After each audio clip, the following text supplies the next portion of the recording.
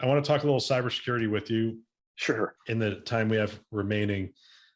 We have the conflict if you live in the United States, or a war if you live in the Ukraine, that's going on now. And I want to understand from your perspective, are we seeing an increase in activity as a result of this, or is it just the normal level of activity?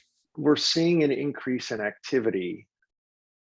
And even prior to the start of the conflict, the Russians were really using Ukraine as a hacking lab and were knocking the daylights out of them in preparation for the invasion.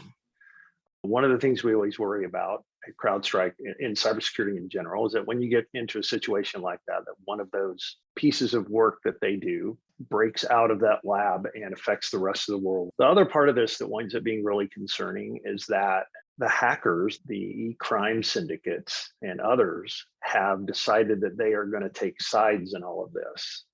So this isn't just the Russians against the Ukrainians now. This is the Russians against what feels like the rest of the world when it comes to dark web adversaries. We have a lot of unconfirmed reports of things that are happening in Russia that may be the result of these adversaries taking out their frustrations on the Russians and on Russian infrastructure.